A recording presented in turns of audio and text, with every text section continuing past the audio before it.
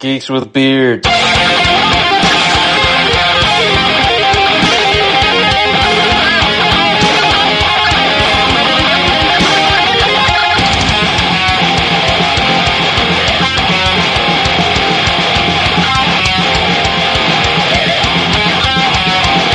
Podcast.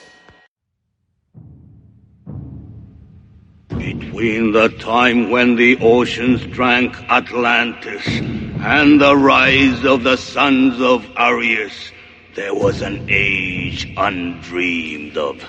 And unto this, Conan, destined to bear the jeweled crown of Aquilonia upon a troubled brow. Welcome back, everybody, to a new episode of the Geeks with Beards podcast with your hosts, Dan and Sean. And today's episode is a little something different that we haven't done before yet, and we're going to talk about Free Comic Book Day 2026. If everybody knows, Free Comic Book Day is a once-a-year event that happens on the first Saturday of every May. This year's was a little different. This year was kind of two things together because, you know, the whole thing with Diamond and the bankruptcy and everything. We had some titles were under the Free Comic Book Day banner, and then some titles were under the Comics Giveaway Day banner. I was reading online, I know they said it right now, like for this year that was all together. But it's like, well, we don't know if in the future if there'll be separate days or if they'll keep them together. I'm like, please keep them together. Okay. So you know. this is going to be like the equivalent of E3 going away. Nintendo will do their thing and PlayStation does their thing. And yeah, because like you were telling me, and because I forgot about this, you know, that some of the publishers like Marvel, as I'm looking at your choices for today, is the Comics Giveaway Day. Mm-hmm. My Skybound or Image is Free Comic Book Day. So because I guess where they went with different publishers, like some of them stayed with the company that bought out Diamond, and some of them jumped and went somewhere else. Yeah. So we'll see where the future holds for that. But that's what we're doing today. But before we get into that, let's get caught up, man. Since our last episode, what's been going on? Well, I about died from eating tacos. See, what did I tell you? Your obsession with tacos. I guess the only thing different I had from everybody else was shrimp tacos. So just the shrimp had to be bad. Yeah. Because like the next 3 days, it was rough. Yeah, food poisoning is, kick you in the ass, man, for sure. Tell you what. Still a little rough, but yeah. I hope you get to feeling better, man. I appreciate it. We've survived. We're here now. Yep. But fun stuff. Let's see. I signed up for Xbox Game Pass because I was over at a friend's house. Mm-hmm. And I wanted to play the new Forza, so I'll start playing it. Okay, yeah. That's 6? Is that it? Yeah. Forza Horizon 6. Okay, I don't keep up with games anymore, but I thought I saw you posted on there that said 6, I thought, yeah. Yeah, it's been pretty good. Other than that, me and Ashley and a couple friends are going to go see Repo in the theater Friday. Yeah, I think you put that on there about that. That's awesome. Is it going to be like a one-night thing? Yeah, what they're doing is every night they're doing a different musical. Yeah. And that was the one, I was like, perfect. Dude, yeah, I just imagine because, you got me to watch it for the very first time, and on TV is one thing, but I can't imagine what it would be like to see it on the big screen with the surround sound and all that stuff like that, Heck yeah, should be a good time. Yeah, it'd be awesome, man. What about you? No, not a lot, man. Just been reading some new comic books. Been doing the G.I. Joe stream with J-Man. And I did post, let's see, I think I posted on our socials, when I went to Free Comic Book Day and still went to the flea markets, I picked up the TV movies of the Incredible Hulk back in the 80s, like The Death of and stuff like that. I was rewatching those. They're not too bad. I remember them being a little rough back in the day when I first watched them, but they're pretty good because, and people can't complain.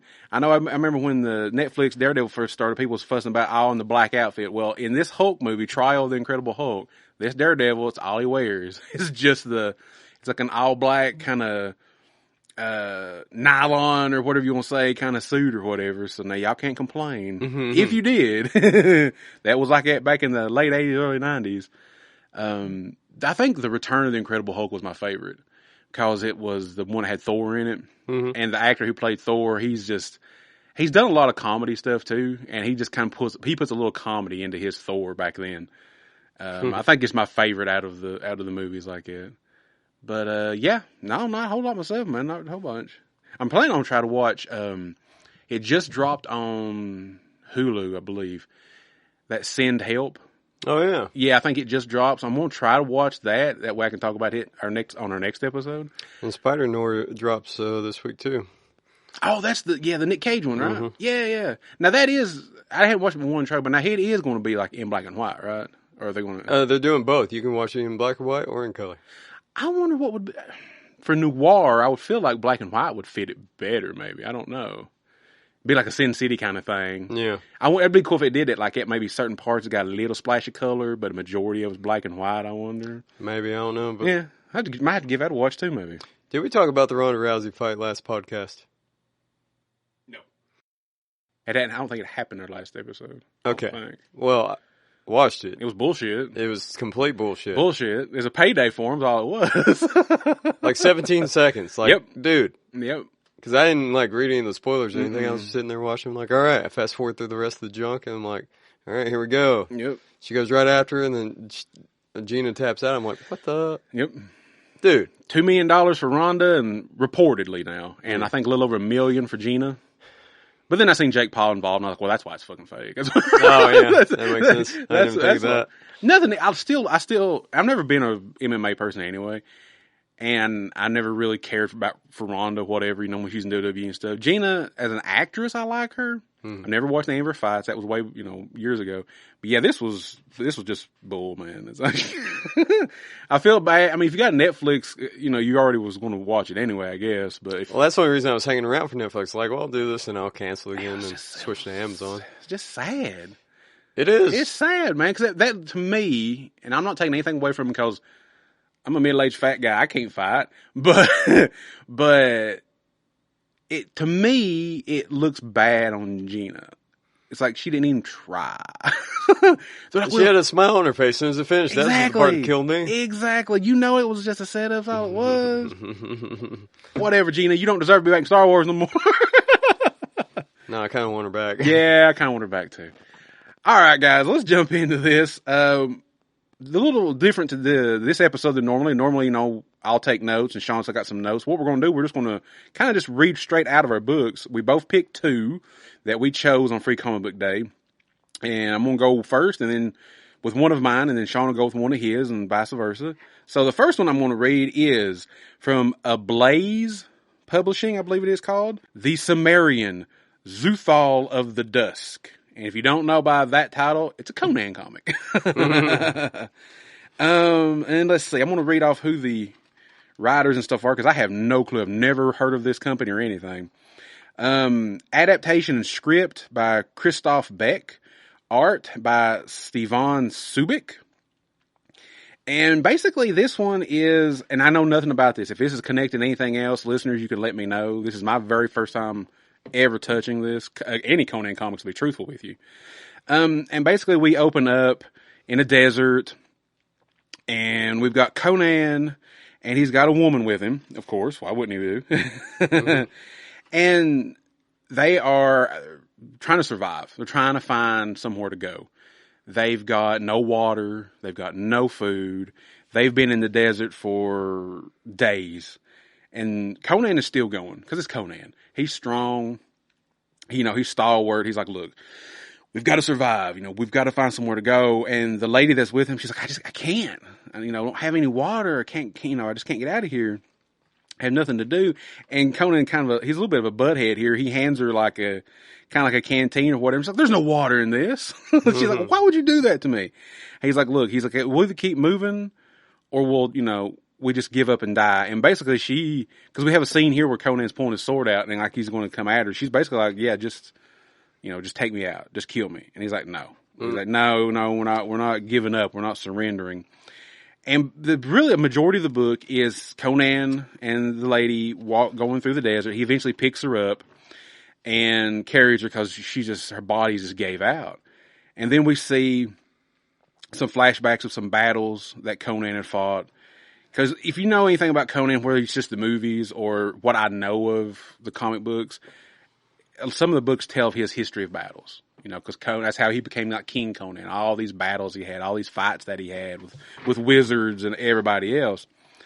And that's basically kind of what this book is going through. And then they come on to a city, and Xuthal, and it's out in the desert. At first they think it's kind of like just a mirage. It's like, I think it might be real.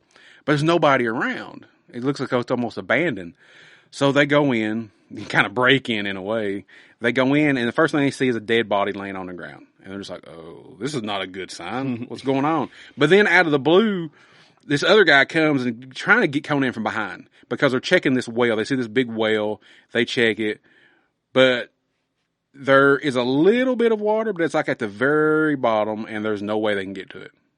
And I'm sitting there thinking, well, I mean, I guess you could have dived down in there, but the sides of the whale look very smooth, so I don't think Conan could have got out of there if he did. So when he's kind of hunched over looking at the whale, there's another guy that comes after him with a sword drawn, and he's trying to kill Conan, but the woman hollers at him. She's like, Conan, look out, somebody's behind you. Of course, Conan comes around, he swings, takes the dude's head and arm off, and, basically after that, they kind of just go around and they're investigating, but before that happened, you see that the body landed close to the well. And so the blood starts getting down into the well, into the water.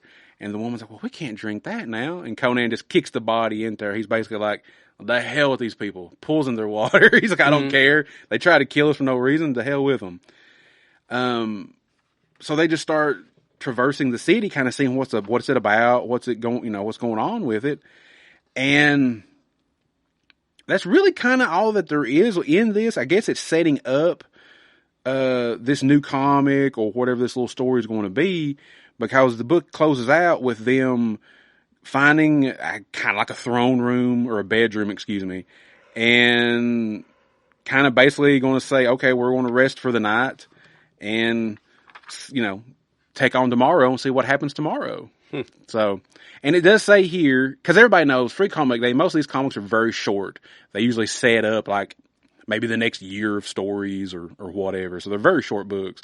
But it says to be continued in the Cimmerian Xuthal of the Dusk. Robert E. Howard Savage Hero Uncensored. It says, when Conan and his companion Natala flee into the desert to escape an encroaching army, death seems certain, until they come upon the shining city of Xuthal. But where are the mysterious inhabitants, and from what darkness do they partake? So, and the artwork is super gritty, which I think Conan artwork's always been kind of gritty anyway. It does say parental advisory, mature content.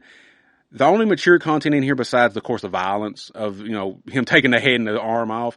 The woman, there's occasional boobage that you'll see sometimes. She is wearing like a very sheer kind of top, but there's a little bit of boobage.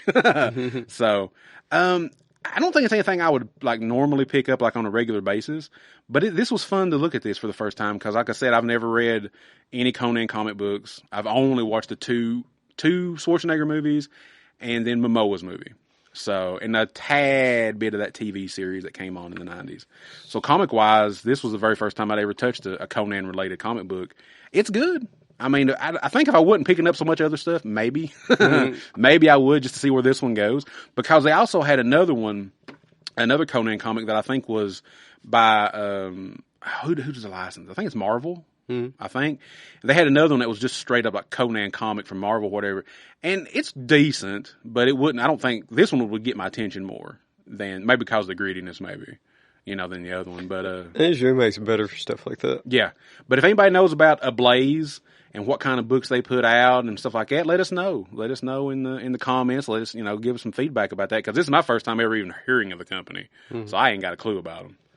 So that was my first pick. Sean, what's your first pick, man? Before you get that, I have a confession. Sure. I've never seen Conan anything.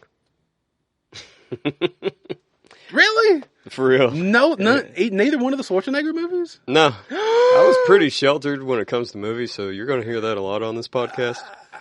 I think you would like them. The first one is R-rated. It's, it's violent. It's boobage. The second one, well, the comic's accurate then. Yeah. The second one, Conan the Destroyer, they dropped it to PG-13. It's got a little more comedic elements in it, but I still like it. I think it's good. The first one, I think, is far superior than the second movie, but both of Schwarzenegger's is really good. Momoa's is not bad. A lot of people hated his movie. His was like early, mid-2000s when his came out. I think it's pretty decent. I'll have to let you borrow. I've got all of them if you want to borrow them sometime. Well, that's the list. Momoa's not too bad. His Conan's not terrible. It really ain't. It's pretty decent. All right, so my first pick is The Amazing Spider-Man. I'm not sure if this is like a relaunch or if it's just going to be in the main book that they get going on. Because I've not kept up with Spider-Man since, since probably Superior Spider-Man, to be honest. That's probably with, that might be with me too, maybe. All right, so this first, the main story in it is by Joe Kelly is the writer and John Romita Jr. is the art. Ooh, hell yeah. Yeah. Heavyweights right off the bat, man. Yeah. So I'm not sure if they're going to continue in some other way, and we'll get to that at the end. But all right, it opens up with Spider-Man at a crime scene, and he's recounting the last few months. And he's talking about everything that's happened. He's talking about aliens. He's talking about the thing that got me. He was talking about Mary Jane is Venom. Oh, wow, okay. She's a serial killer that nearly killed his family. I'm not sure. What the hell happened to MJ? Yeah, something's going on there. What the hell? We need more information on that. Wow. Anyway, he's at this crime scene. It seems to be like a hostage situation. Okay. So out comes the window is the villain called The Answer. The Answer, okay. Are you familiar with him? No, man. Same. Seriously not. I'm not sure if he's new or he seems like he's been around. I like the outfit, though. Yeah. The outfit's cool. Pretty cool. Yeah. So he's a mercenary, and the way his powers works is he spawns new powers to answer any problems he faces. Okay, so he's very adaptive. Yeah. So it's like verbally adaptive. So it's like he would never run out of powers, maybe, because every new scenario you can only do like one or two at a time. Okay. But at every situation, he's just. Now, do the powers stay with him, or is it just for that specific situation? I wonder, and then does it disappear for that specific situation? Okay, got you. So it's like there, bam, there. Okay, yeah, got you. It's not quite like who else has these type of powers? It's not like Clayface where like molds into stuff, you know. Got you. Okay. Or like Mimic where he's changes, but it's something kind of in between it. Yeah. Okay. All right, so they're having this confrontation. The police are trying to get the answer out, and Spider-Man's like, "Man, he's not usually like this." And Spider-Man's with his quips and everything, but he starts talking to him. He's like, "You know what's going on?" And the answer's just like freaking out. He's like, "I don't know what's going on. I'm I'm having a hard time finding the questions." Oh, so something's messing him up. Something's messing him up, and. As he breaks out and Spider-Man jumps in this building, J.J. Jameson is in there. But it's not the Daily Bugle. He's like having some kind of debate, so maybe he's a politician now. Okay, wow. Well, that's kind of like how they did, because when I was reading Superman Unlimited, Perry White wasn't part of the Daily Planet anymore. He was like a politician or something like that too. So everybody's improved over the years since we've read comics, I guess. That seems to be the going thing, because, you haven't seen the Daredevil new season, so I ain't going to spoil it. Oh, you talking about Kingpin? Yeah. How he is? Yeah. Yeah. He's like the mayor, yeah. Okay, so anyway, so he's really freaked out, like I just said, but instead of fighting, hold on, the reason he's freaking out is he's making like some gibberish about AI. So I guess he's like having a hard time with this AI stuff, because it's like automatically answering everything.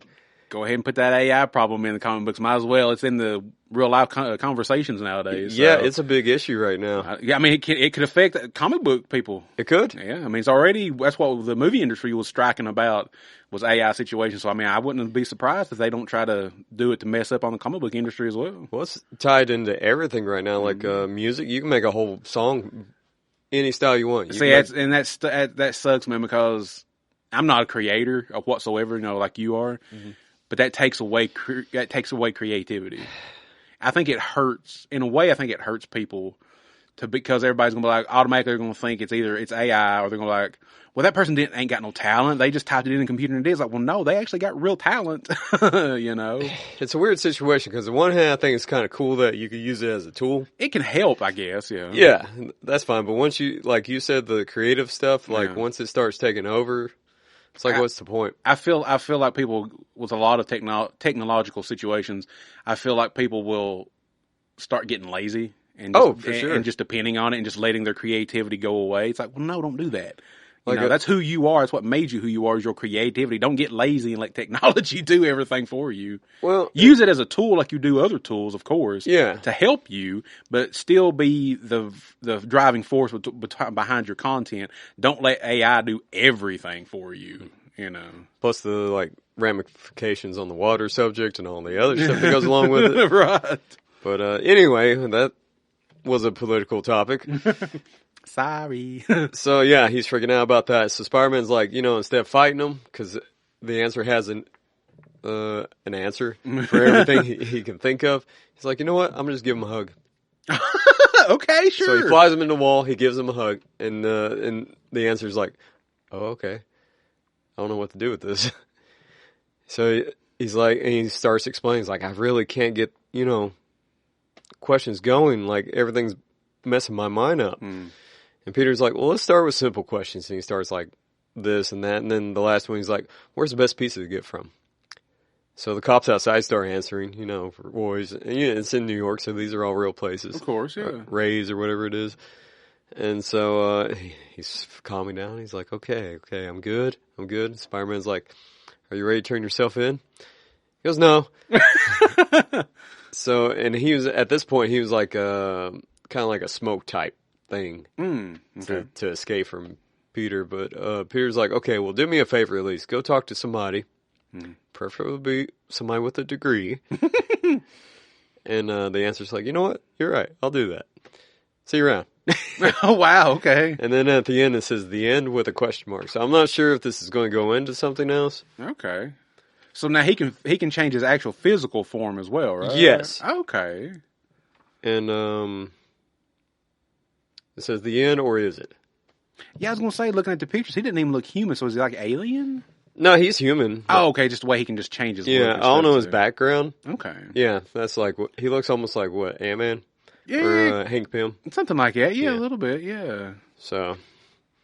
Wow, that is interesting. Yeah, because like I said, me and you both have not kept up with Spider-Man in a long, long time. Yeah. And to hear MJ being Venom and that's crazy. evil and stuff, it's like, what the hell happened to you, girl? What did Peter do to you? So, at least that part of the issue was cool. That is pretty cool, yeah. Now, I'm guessing the whole Venom thing with MJ is a main story point in Spider-Man, I'm guessing, probably. We're going to have to do some AI search. Man, Venom's just been jumping around. That symbiote's a little bit of a ho-ho. It's going everywhere, man. Yeah. But, I mean, that's crazy. Well, and she's not the first female. There was another female Venom back in the day. I just can't think who the name of the character was, though. Oh, everybody's been Venom at some point. But wow, for MJ to be Venom, that would be crazy, man. Talk about like a toxic relationship. You got like whatever I don't know if they're in the comics, if they're together or were together recently or whatever. But her, Venom like that, and then for whatever reason she's like evil, like you were saying. And then Peter's like just constant fighting. Man, like I don't know if there'd be any way of talking her down from fighting or anything. I don't know. Yeah, and who knows? Maybe Gwen Stacy's back alive at this point. Dude, with comic books, you don't never know. That's true. You really don't never know. All right. So my second and last pick is the Energon Universe 2026 special from Skybound Image. And basically this one is setting up the next at least probably year or so of stories in the Energon universe. And it's going to include, they've introduced Mask to the Energon universe for this upcoming year or so. Then we also got a quick little thing about Transformers, Void Rivals, and G.I. Joe. So I'm going to try to go through these kind of quick. The Mask one is the biggest one, really, because we're getting introduced to a few more characters.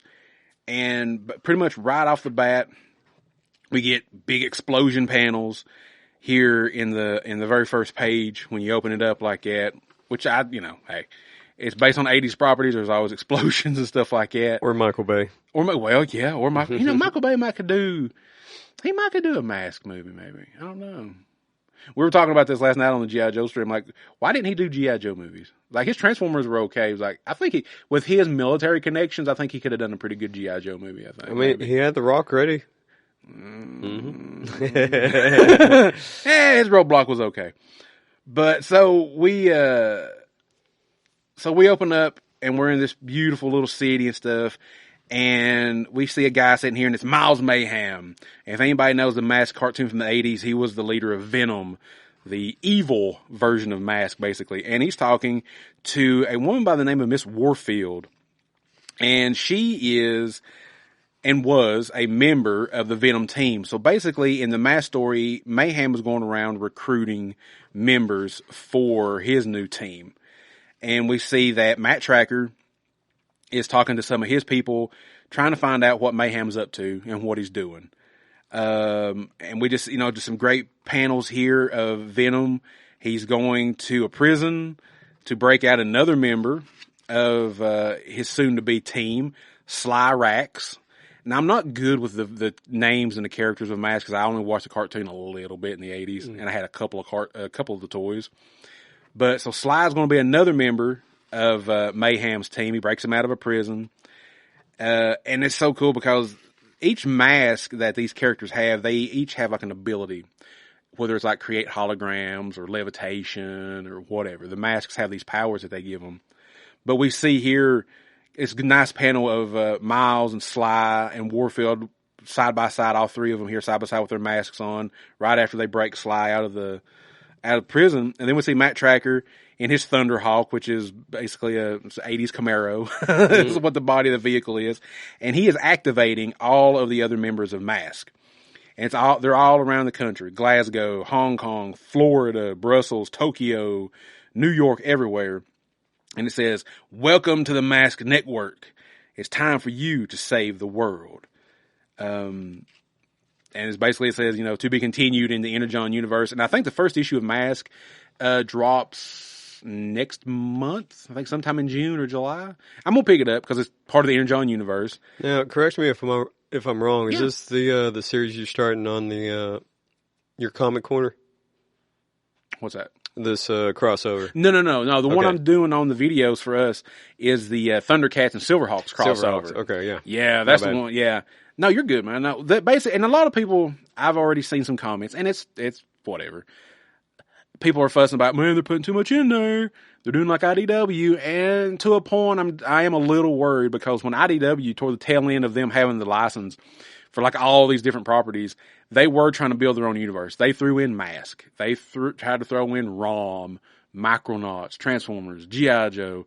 Like they were trying to do their own IDW universe, basically, and it didn't do very well. It kind of failed in a way. I'm hoping that Kirkman and his team so far have handled it quite well, I think, because, you've got Transformers and G.I. Joe and then Void Rivals, which is an original creation by Kirkman that started all this stuff. I hope that Mask won't muddle it too much. I don't think that it will, because the way they introduced Matt Tracker, the leader of Mask, is they introduced him in an issue. Actually, we've seen him, I think, last year in Free Comic Book Day, I believe. But he's popped up a couple times in the G.I. Joe comic book. And I don't think he was ever a member of G.I. Joe. They tried to do that with some toys and stuff several years ago to kind of put him in the team of G.I. Joe. But I think it's going to be okay. We'll see. It might muddle it. I hope it don't. We'll just see where it goes. Hopefully they don't make the IDW, failure and try to just go put everything in here. It's like you can't put every Hasbro / Kenner property together and make it work. Sometimes you can't do that. Cause then you put too much shit in there and it gets confusing for readers, But anyway, so then we'll jump, then there's a little quick, and this, I don't know, this aggravated me. I was like, okay. So you get maybe four pages. This is the Transformer story, and there's no words, so it's kind of like a silent thing. And we just see, it looks like a jungle or whatever, and there's a woman drinking some water from a lake. Big snake's going to jump her. She pulls out this big, looking sword. She kills the snake. We see her start a fire, eat the snake, and then we see her it looks like she's climbing like a mountain, and there's a big waterfall behind her, and she's going to what I assume was like a cave or whatever for her to live, where she lived at. And you turn the page and it says to be continued in Transformers, and you look at the picture and it's a dead Ironhide. And I don't know how long he's been dead, but he is he's one with the side of the mountain. It looks like that scene in Pirates of the Caribbean with Will's dad. Oh, Part of the ship. Yeah. But yeah, we have Ironhide. He's like he's standing, but he's like part of the mountain. Like the mountain is almost fused with him in a way, and he's dead from the looks of it because she's living inside of his chest, and it just says to be continued in Transformers. I'm like, what the fuck happened to Ironhide? I was like, okay, because they done killed Bumblebee. Now who's doing the art on that? Did it say at the beginning? Let's see. Yes. Okay, for Transformers, the art is Jason Howard. It's good art. It says writer Robert Kirkman. They well, I mean, I guess if you storyboard it, you're technically writing something, I guess. Or whatever. That is writing. The mask was written by Dan Waters, and the art and color was done by, I'm going to butcher this, P-Y-E, Pie? Maybe? Pay? I don't know. Paypar, P-A-R-R is the last name. It's French. Paypal. The Void Rivals was written by Robert Kirkman, art by Connor Hughes, and then the G.I. Joe one is written by Joshua Williamson and art by Tom Riley. Now, Joshua Williamson's been doing the G.I. Joe one, I think, since the beginning. But yeah, I look at that, I'm like, okay, I don't mind you killing Bumblebee, that's fine. But why'd you kill Ironhide for it? The Void Rivals one is, I like Void Rivals, but there's times it's a little much for me to remember sometimes on what everything is going through, because right now what they're doing is they're doing a war with the Quintessons. And if people remember who the Quintessons are, the Quintessons in the 80s cartoon were the creators of the Transformers. But in the comics, they weren't. They used to live on Cybertron and everything like that. So they have been in a war with the two planets that are in Void Rivals. And basically because the circle, almost like the Halo ring, the ring basically that the two alien races are living on or living around is a prison that they didn't know about. Was a prison for this like huge like robot, this huge evil, almost like Unicron, and the Quintessons want the creature freed. But they have to destroy the two other races that have been living there for all this time, protecting everything. And you find out that basically in Void Rivals that these different species, the Zertonians and Agorians, have connections to Cybertron, because in one issue, I think it was Springer or Hot Rod, because they each have crystals on their foreheads, but they're different shaped crystals. So you can tell the difference between the species. And they brought one girl, not really brought her back to life, but kind of reinvigorated her with Energon. And it went into her crystal, and it basically revitalized her. Okay. So they haven't come straight out and said like they're Cybertronian organic hybrids, but I don't know if that's what they're trying to do. But somehow they're connected to Cybertron and the Transformers somehow. So this little story here, you have a couple characters that are out of the Quintesson War, and they end up landing on the planet of Junk. And again, if you're a Transformers fan, the planet of Junk was the home of the Junkions, Retgar, and they run into a character named Acronis, and he is from Cobra Law. Cobra Law, again, if you know the G.I. Joe 1987 movie, a lot of people hate that movie. Cobra Law was the civilization of not really snake people, but kind of, that Cobra Commander came from. Now, this is the animated series history that he came from, that he was sent out to. That's why Cobra was created, was because the leader of Cobra Law wanted to take the planet back over, because they were the rulers of the planet before the humans and the Ice Age came along and kind of put them underground in a way. So in the cartoon, you find out by the 87 movie that the leaders of Cobra Law, they sent Cobra Commander out to create Cobra, so the terrorist organization could take over the world, so Cobra Law could come back out. So that's what this character is. He's basically like, yeah, I'm from Cobra Law, and he's like, where are you headed? He's talking to one of the other characters here. He's like, where are you headed? He's like, Earth. I need to go find my sister. He's like, well, I'm from Earth. Let's go, we'll go together or whatever. And again, it just says to be continued in Void Rivals. I think there's one more issue in Void Rivals that has the Quintesson War left. I think it was a 6-parter. And I've got up to 5. So I got one more left on that. And then after that, I don't know where to go. Void Rivals is good. It is. It's out of the Energon universe stuff. It's probably not my least favorite, but it's the one that I'm just like, eh. But I read it because it is good and it is part of the Energon universe. But if I had to drop one of them, I would probably drop Void if I ever come to that point and wanted to. Then we come to our last story, and it's a G.I. Joe story. And this is probably the best one out of all of these stories, in my opinion. And we have someone talking to a character who is tied up with a hood over their head. And we see the characters basically said, I've played a lot of roles in my life. I've played kings. I've played peasants. I've played people that's changed the world. I wore a lot of disguises up until I discovered Energon. And I discovered Energon. It changed everything. And he's like, a lot of people look for Energon for a weapon or as a fuel. I thought it could be used for something a lot better than just that. I thought I could use it to help create flesh. And we find out who we're talking to, or who is talking to us, is Zartan, the leader of the Dreadnoks. And in this version of G.I. Joe and Zartan, he has discovered the way to use Energon and nanotechnology to basically create him a kind of synthetic skin over his body where he can morph into anybody. Because the original character of Zartan that was created in the 80s by Larry Hama in G.I. Joe he's a master of disguise. In the cartoon, he just wore disguises and can change his voice. In the comic book, he would use like holograms and stuff like that. But in this one, they're definitely going the whole super scientific route with Energon. The skin, like the skin is being, bonded together with Energon and nanobots on his body and stuff. That way it doesn't take any effort. He can just, on a whim, just change his look. Not anything to worry about. But what's caught me by surprise on this one is we see that, all the other Dreadnoks are partying, they're outside drinking some grape sodas, eating some chocolate donuts.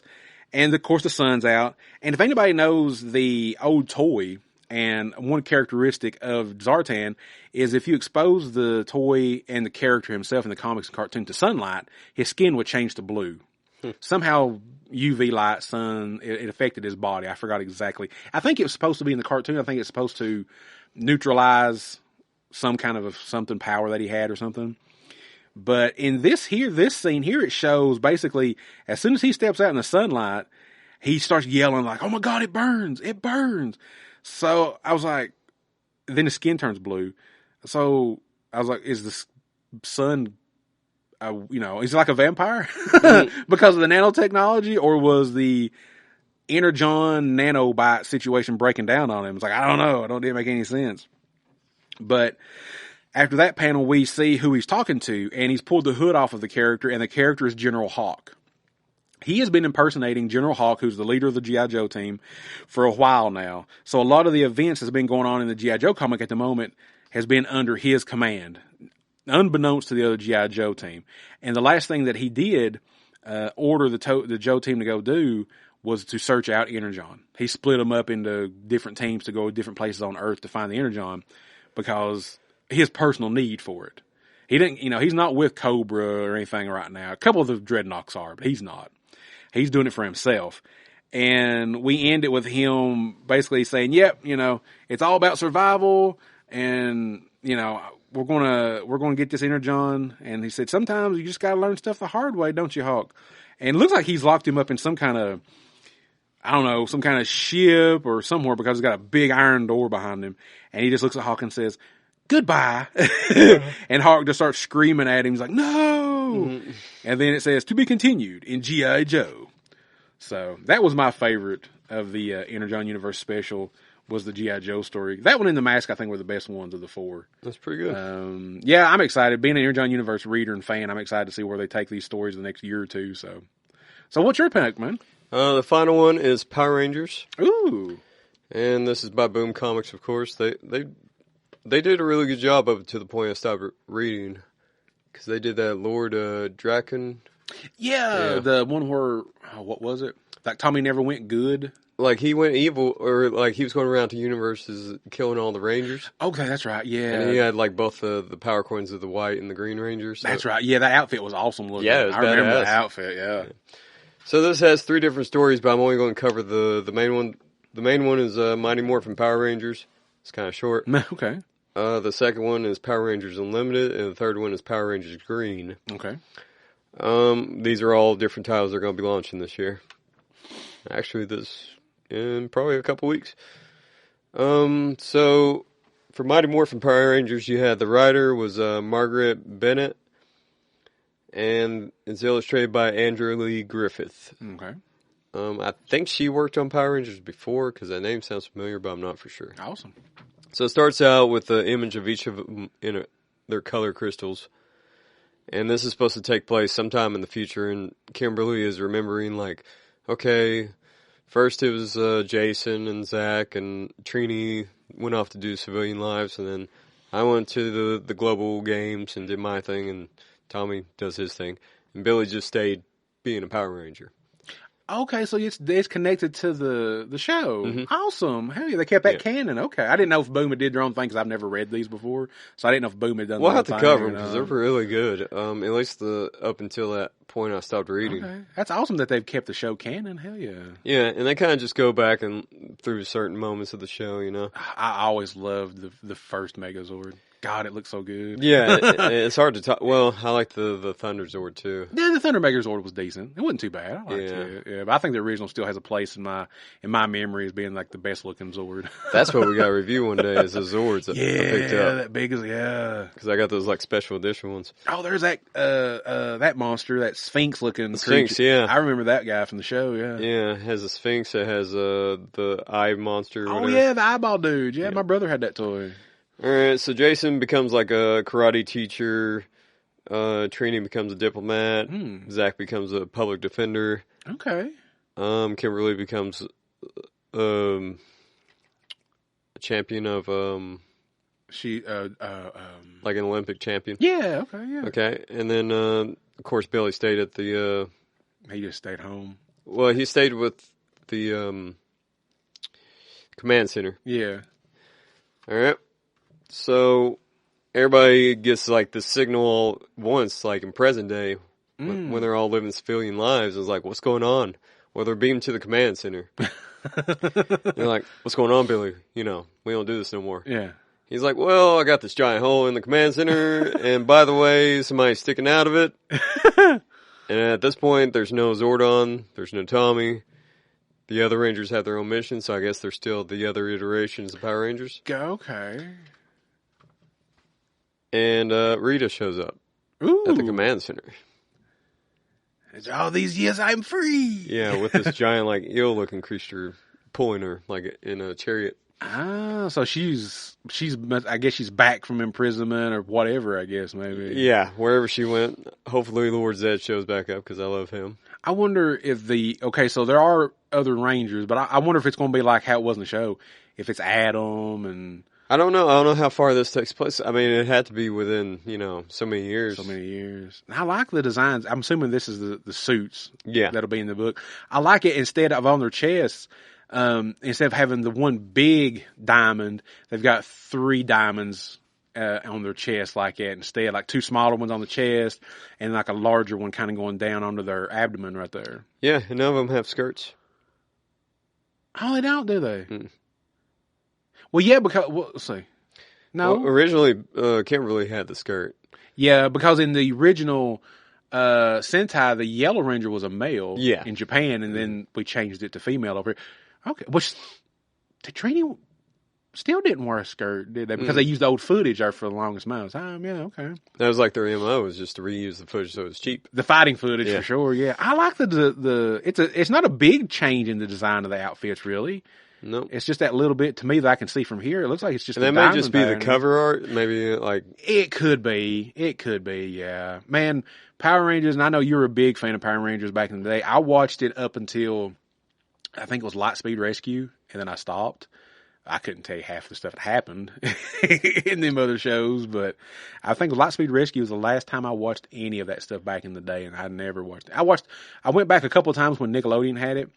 watched a couple episodes here and there just to see like what had happened, like what they were doing with the new stuff. But it just didn't have the same feel to me that the old Fox Kids stuff had. Yeah, in my opinion, I may be wrong. Well, but we were there opinion. too. I'm sure if you ask any like kid like after us, is like Zeo or In Space or Ninja or whatever. I didn't hate Zeo. Zeo was decent. Turbo was cool, kind of, because they had, the vehicles and stuff like that. The boy that took over the Blue Ranger got on my nerves sometimes, though. Was it the little boy? Yeah, it's like he would morph into an adult. Yeah. I'm like, okay, sure. Weird. I'm like, okay, sure. In Space was, I don't remember hating In Space. I don't remember a lot about it. But it was cool how they would do that with those shows. It's like, Mighty Morphin ran till, as the title, ran for whenever. And I remember they dropped the Mighty Morphin and they just kept Power Rangers, like Power Rangers Zeo, Power Rangers Turbo. But what was cool was, there for a little while at least, in some of those shows, like, some characters would jump from each show. Like Tommy, of course, Tommy was there up until In Space, and then I think he went away. Then he came back in, what was the other? He came back as Professor Tommy Oliver. I forgot which show that was called, which one that one was. Thunder something, I think. Thunder Force?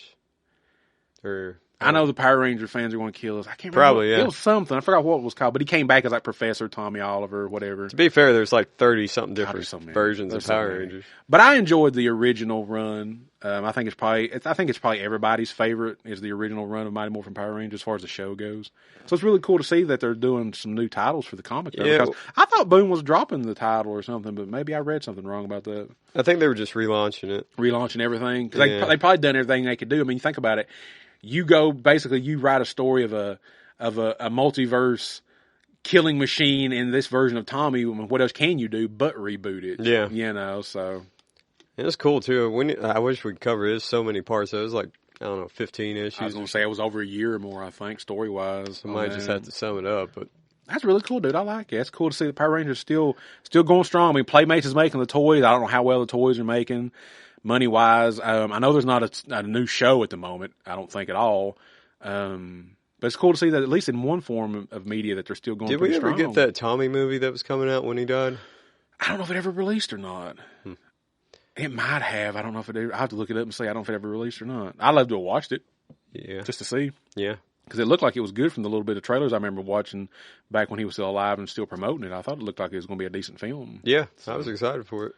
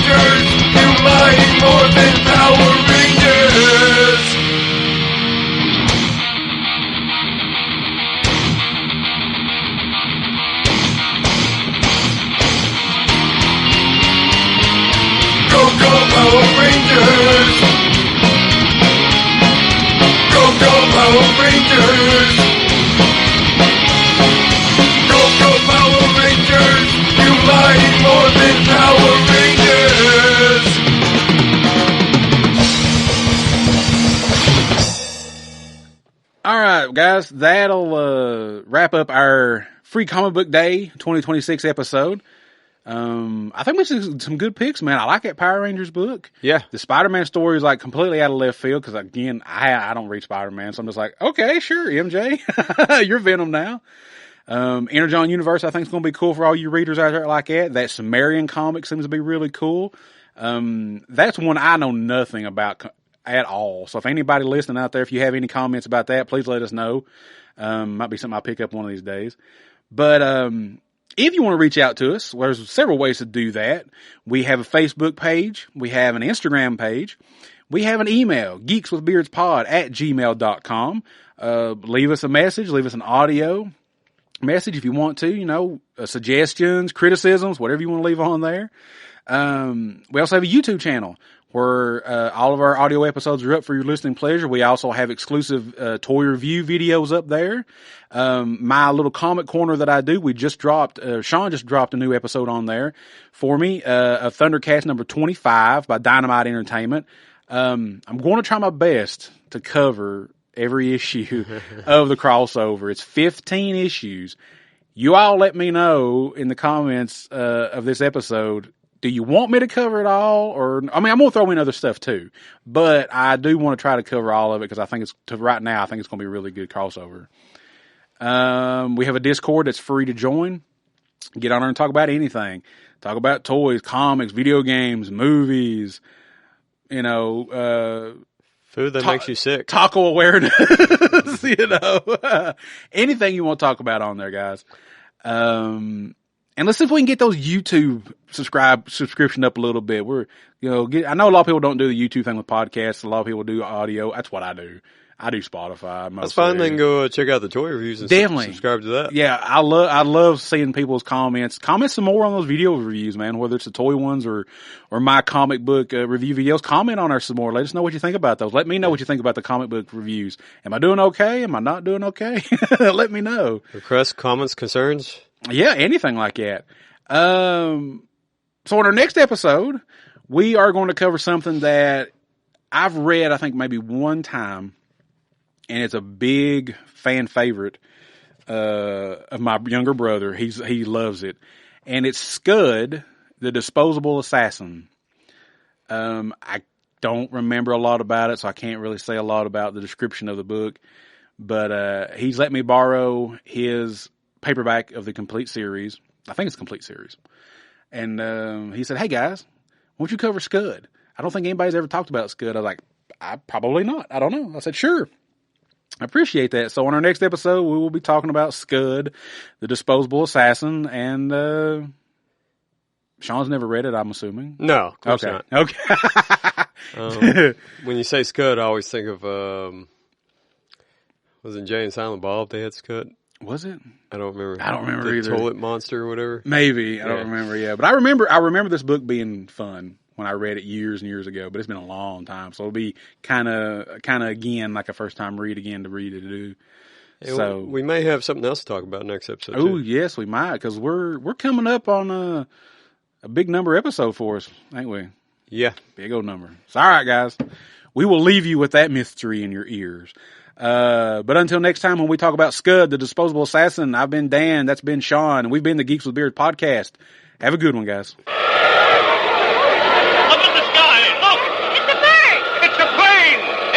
Geeks with Beard.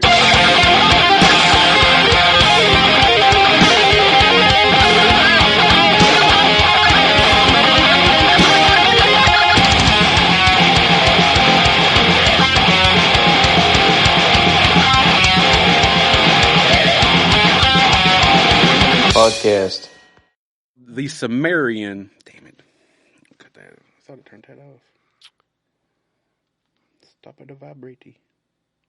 No, off. Not vibrate, off. Bad phone. Bad phone. Bad phone. Behind the scenes. Okay.